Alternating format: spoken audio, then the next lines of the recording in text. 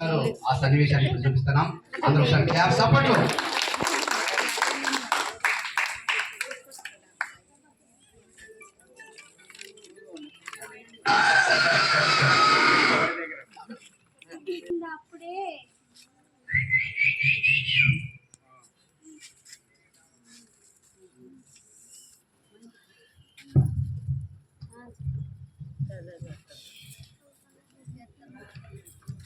శాంతి, ఓ శాంతి, ఏడున్నవే?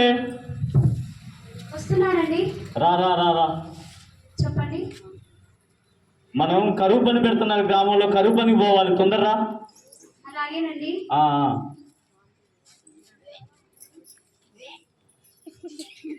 ఏందో వాంతింగ్ చేస్తున్నావు ఏంటి? ఏం జరిగింది ఏంటి? శాంతి, ఏందమ్మా ఏం జరిగింది? ఏందమ్మా ఏం జరిగిందమ్మా?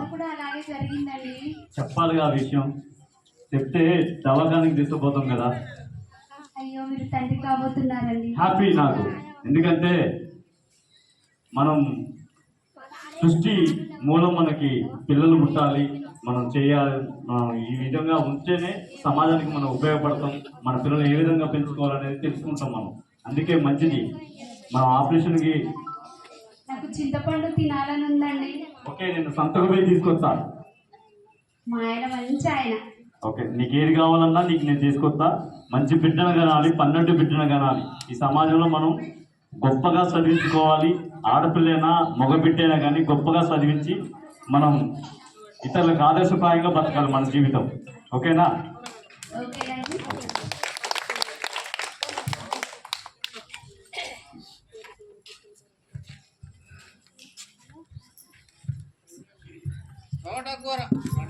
తోటకూర, బచ్చల కూర అండి, చుక్కకూర, పాలకూర రావాలి.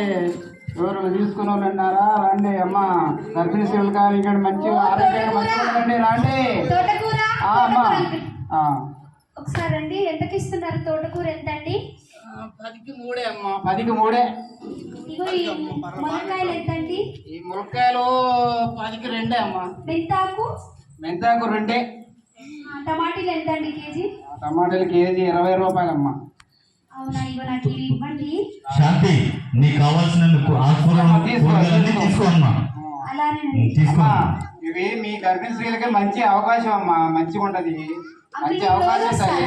ఆ రోజు వస్తాం, ఆ రోజు తీసుకుంటే మీరు మంచిగా వాడితేనే పౌష్టికాహారం మంచిగా ఉంటుందమ్మా. మీకు మంచిగా బిడ్డలు ఎదుగుతారు కడపలు కూడా.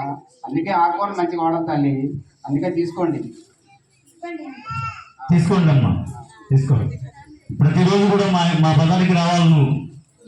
బాబాయ్ వస్తా పోయి వస్తా. సరే సరే. 23 కట్టలు తిరిగి రాడు.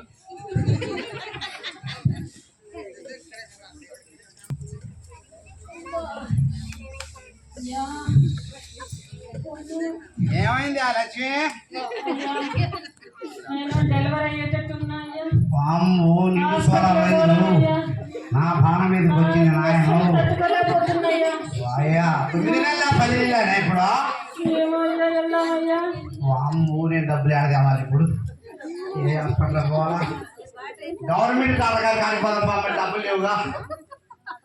అయ్యా డాక్టర్ గారు నమస్కారం అండి. అయ్యా అయ్యా ఏం లేదా?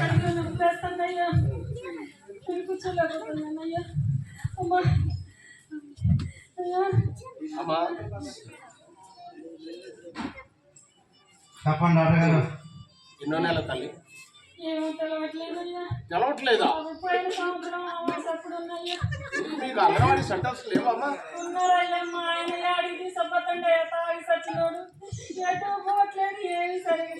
రామగారు, నేను ఎన్నోసార్లు చెప్పినా ఇప్పుడు మన సబ్ స్టాండర్ ఉంటారు కదా, సబ్ స్టాండర్ అది కూడా నర్సం గారు ఆశ కార్యకర్త సత్యనాథండి పోతున్నానండి. ఈ 7 నెలలు అనుకుంటాను నేను.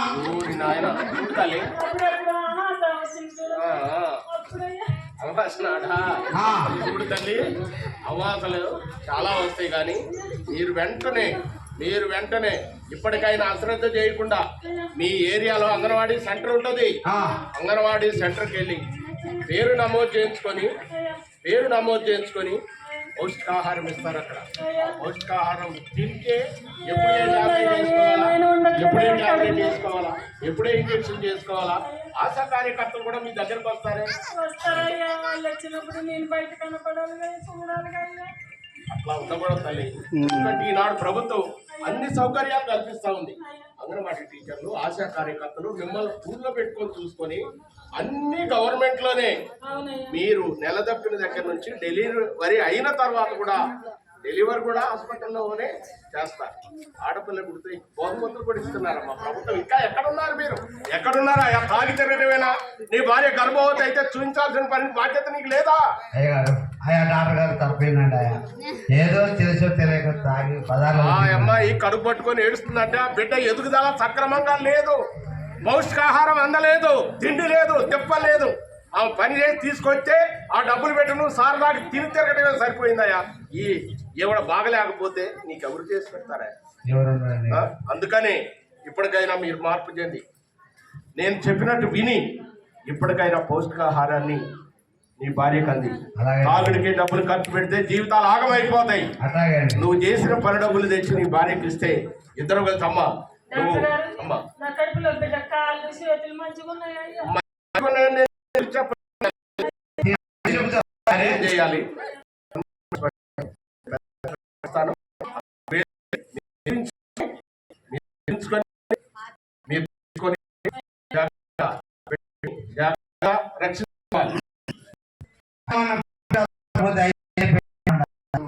అందుకని ప్రైవేట్ హాస్పిటల్ ఇవన్నీ కూడా మీరు ఎంటర్ చేయవచ్చు.